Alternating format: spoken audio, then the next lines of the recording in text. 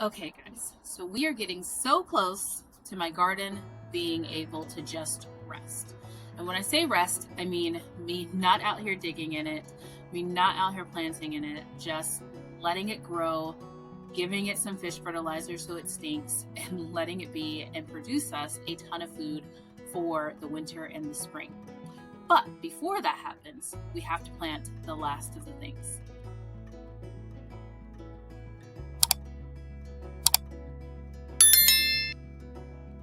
Hi everyone, welcome back to my channel. I'm Shamira Benson, one part of Team Benson, and I am here next to my gross pumpkin that looks like it's covered in everything, but it's still growing one pumpkin. You guys will see that later.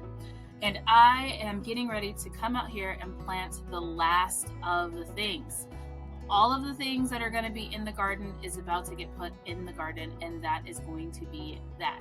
Besides maybe in a couple of weeks or maybe a month or two when this pumpkin is done, then I'm going to take that out and maybe plant something else, but that'll be considered the spring garden. So I'm going to show you guys the last of what I have that needs to go in the garden, and then we're going to do a walkthrough and we are going to talk about where it's going to go. So I have a packet of seeds and some starts and flowers. You guys may not think I can fit any more back here, but I can. I also have the last of the starts that I grew, and we're going to put them all in some places. So first up, let's talk about flowers. Now I have a ton more of marigolds. These ones, all of these need some water because I need to water them. I have not. And I also have some zinnias that are looking like they're half dead. Maybe 3 of these are okay, but have a ton of marigolds. These are gonna go in a flower tower. So my Dollar Tree pots, I've always used to grow things like lettuces or spinach or all these different things, but I've never just grown like a flower tower. I wanted to dedicate the most space that I have with like deep pots and deep spaces to a lot of our vegetables that we can eat. So I've decided that this year I'm gonna do a flower tower with my Dollar Tree pots. So you guys will see that with the stackables. Next up, I'm gonna crusade to dry all of the parsley, like all of the parsley that I can. So I have one more start. I wanted to grow 4 parsley plants. I have 2 in my garden already. I have 1 start that I just purchased, and then I also have 1 that I started. This is why sometimes I get starts, because this I started growing maybe 3 months ago, and it's still only this size. This is probably like 6 months old. So I am going to be planting those 2 last parsleys out. One of them I probably have to find a spot for, but we are going to get them planted out, get them growing, and life is going to be great. And I'm going to grow a 2-year supply of parsley. That is the goal, and get that dehydrated, because dehydrated parsley is something that we use all the time in my house. The next thing is one of my Roma tomatoes decided to just give up on life, but it was only 1 out of all of Tomato Alley. So I did get 1 from Home Depot. It needs to be watered, but I got one that was pretty much a little bit smaller than the ones that are already in my garden. So then that way it's kind of keeping up with production, and I'm gonna get probably just a little bit, like a week or maybe like 3 weeks later, a harvest off of this one where I would my other ones because they're a little bit taller. But Tomato Alley is back with being full. So also looking with the starts that I made, I have some Swiss chard that is going to get planted. I have 3, maybe 4 Swiss chards, which is probably like a lot of Swiss chard, because some of these have 3 in there, so they're gonna need to be thinned. And then I also have some Echinacea that I'm still trying to get a lot bigger. So I'm not gonna plant this out just yet. I'm gonna just keep it in its like little home, keep watering it. It's gonna live next to my grill and just keep growing until I can get it bigger. Once I get it bigger, then I'm either gonna plant it here or I'm going to plant it on the homestead. I haven't decided yet. Like, I think that my primrose might take over too much of my medicinal bed here. I have a very small medicinal bed here, but I have 40 acres, guys, that I can just plant random medicinal herbs on. I could make like my own medicinal foraging situation, which is what I've really been thinking about doing. So I haven't decided on this yet. It may go here or it may go out on the homestead. We will find out. And then the last thing that I'm gonna have are some seeds. These are gonna be like all of my root vegetables that I'm gonna be planting. I like to direct sow all of my root vegetables. It makes life a lot easier for me. So we have some golden beets. We have some scarlet carrots. Purple top turnips. These are my favorites. I put them with my greens. I canned them with some greens last year and I'd only grown one. I had one that grew and I didn't even know what it was. I thought it was a radish for the longest time. It grew next to Yuli, which is our grapevine, and it turned out to be a purple top turnip and it was delicious, but I only had one. So this year I'm planting a bunch more because now I'm planning it out. So I put them with my greens last year that I canned, and I have zero regrets with canning greens. They are the most delicious thing in the world. I have some seed tape that somebody had sent to me, so I'm gonna just put that out there and try some snowball turnips. I do love these. We have some fingerlings. We also have a longer carrot as well. And then the Detroit dark red beets. I love roasted beets. Really do love roasted beets. I also love pickled beets, but usually we roast them and eat them before I get a chance to even pickle them because I grow beets, but I never grow a lot of beets. So, but yeah, I have one little section where I grow the beets. I'll show you guys that. If you guys have been here on my channel before, you know where my beets go, but I'll show you guys underneath. And then we also have some purple plum radishes. I put radishes pretty much everywhere in the garden. If there is a little space in my garden, best believe that a radish is going in there because a radish will grow in like 20 to 30 days. As soon as like things like really start to cool down, like it's still a little warm during the day here, but when it starts to cool down, radishes will grow in like 20 days, 25 days, and you can just keep repeating that cycle with radishes. I also have some champion radishes, and then I have some French breakfast radishes, and then I have this dragon carrot that I got when I showed you guys how you can get free seeds from the library. So I have some of those that I'm going to plant. So like I said, guys, I am filling every inch of this garden. This is not the year that I want to empty garden, so we're going to fill everything that we have. So I'm going to show you guys where I'm going to be planting the last of the goods. So Tomato Alley, as you guys can see, it's looking pretty good. We're already starting to get some flowers, so we should be getting some aromas pretty soon. But this pot is the one that was in question. We also have our zucchini is covering Tomato Alley right now, but it is going to be filled up and we're gonna grow a lot of tomatoes. All of this stuff is filled up. This is where I have like my parsley who needs in harvest already. I do have a couple empty pots here that I'm probably going to put like some radishes or some carrots. Since these ones are deep, I'll probably put carrots in those. All of the Swiss chard is going right here, and that way it can grow in its own little thing. I might even put some Swiss chard in here for the spring garden, but that will be after the pumpkin is out. Speaking of pumpkin, you guys see my little pride and joy right there? It is the only pumpkin that I have on this sick plant, and it is gonna grow because I'm going to help it. It's like that one thing that I grew this giant plant. I'm gonna get one pumpkin, but I'm okay with that. I'm okay with that one pumpkin. I'm just happy that I'm getting a pumpkin because I did plant that pretty late and it's beautiful. But yeah, the bees have been happy with it, which is good because we have no more Armenian cucumber. So that one pumpkin though, it's gonna be delicious.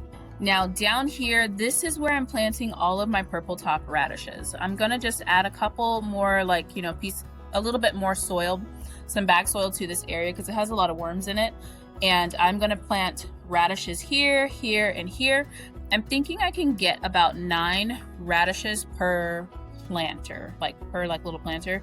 I think I'm gonna do 3 rows of 3. So yeah, that'll be about 9. That'll be exactly 9. So I haven't decided what I wanted to put in these pots. I think I'm going to maybe put just like some more radishes in these pots. I think I said purple top turnips. That's what I'm planting in those ones, just in case I didn't. But I think I'm gonna do radishes in these ones, and these ones might get one of the parsley plants. Now all the pots down here, this one, and this one, and this one, once this rosemary, this dead rosemary comes out, are all gonna be carrots. I'm gonna plant carrots in all of my pots. All of my pots that are at least a little bit deep are getting carrots in them. Now guys, one thing I'm going to plant for sure is my garlic. I actually forgot the garlic in the fridge before I did this video. I'm not running back in there, but it's in the fridge right now. I am going to be planting that, and I'm going to show you guys where that garlic's going to go. So the garlic is going to go right here with my sad looking cucumbers and my happy little beans that are growing like, you know, 2 beans. Look at that, guys. So disappointed this didn't become a giant bean bed, but the 2 plants that are in here are trying their best to give me some green beans. So you know what? We'll just be appreciative.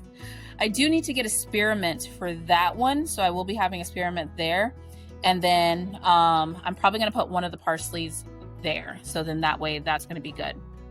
Now over here is going to be my flower tower. That is like the Leaning Tower of Pisa currently. These are my Dollar Tree pots.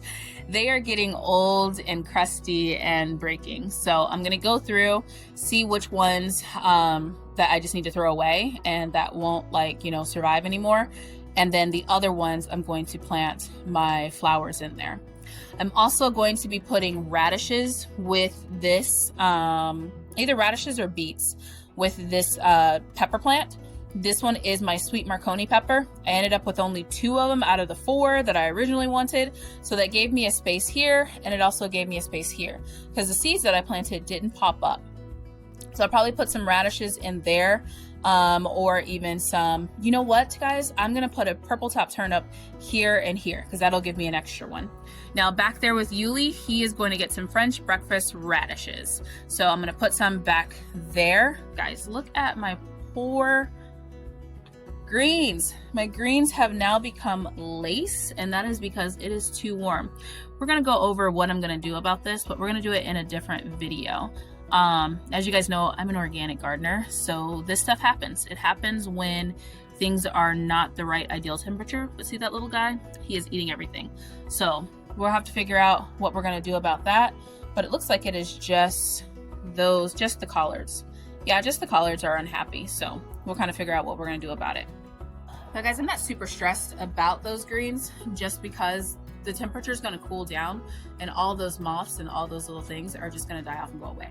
So it's really not that big of a deal, but we don't want them just to be there. So we're going to get them off.